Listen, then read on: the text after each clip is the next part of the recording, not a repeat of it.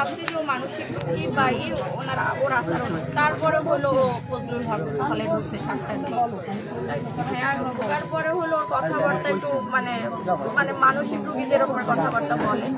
তারপর থেকে হইলো মানে ধরতে যে আপনারা কোথায়, আপনি কেন ঢুকছেন, কিসের কারণে ঢুকছেন, কেন আসছেন, মোবাইল চুরি করতে আসছেন না ছিনতাই করতে আসছেন। তা ও তো ঠিক মতো মানে বুঝে কথাও বলতে পারে নাই। বলছে যে ভাই আপনাদের হলের খাবার অনেক মজা, খাবার খাইতে আসছে।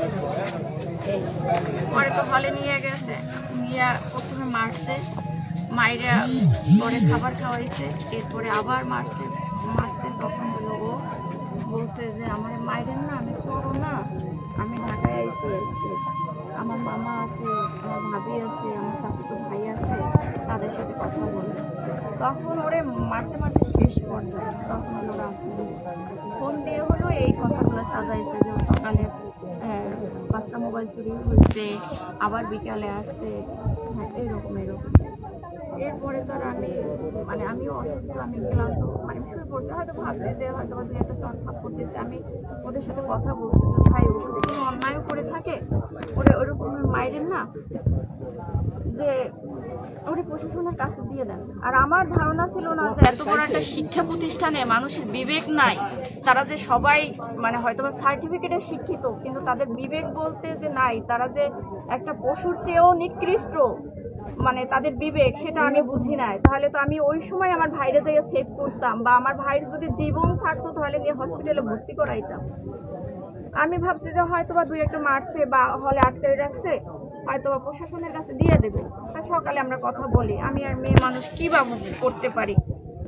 আমি শুয়ে পড়ছি, সকালে আমার আব্বা আবার 5টা দিকে ফোন দিচ্ছে, তুমি কি তোমাদের খবর শুনছো? কি খবর আব্বা? আমি তো এরপরে আর যোগাযোগ করি নাই, কারণ তখন অলরেডি 12টা বাজছে। তোমাদের নাকি মারা গেছে, কি বলে। পরে হইলো মানে আমার একটা ফ্রেন্ড ছিল, ফোন দিচ্ছে যে এরকমের কি হলে কোনো ঘটনা ঘটছে, সে ছেলে তো মারা গেছে। আমি তো শিওর, হ্যাঁ ও তো 12টার দিকে 11:30 12টার দিকে মারা গেছে, মনে হয় থানায় নিয়ে গেছে। এই পরে তো আমি সকালে দৌড়ে থানায় গেলাম একা। পরে হলো থানা থেকে মর্গে গেলাম, মর্গে থেকে আবার এই মর্গে পাঠাইলো। তারপরে হলো ওরা বললো যে আপনারা পরে এই যে প্রসেসিং সাক্ষাৎকারের পরে সাক্ষাৎকার, এখানে কথা বলবো। কিন্তু যতই কথা বলি, যতই যা করি, আমাদের কষ্টকে আসলেই বুঝবে?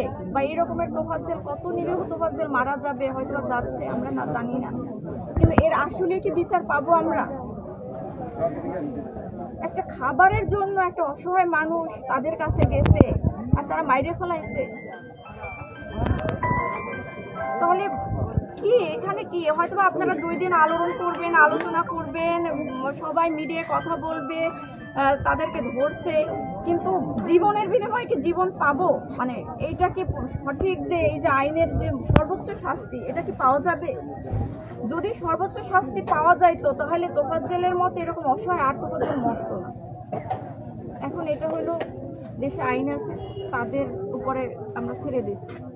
এখন তারা যদি সঠিক বিচার করে, আমরা আশা করি তারা বিচার করবে আর তোফাজ্জেলও ন্যায় বিচার পাইবে। কারণ ওর ফ্যামিলি নাই, ওই ছেলেটা ফ্যামিলির সর্বশেষ মানুষ, তাও সে মানসিক ভারসাম্যহীন একজন রোগী।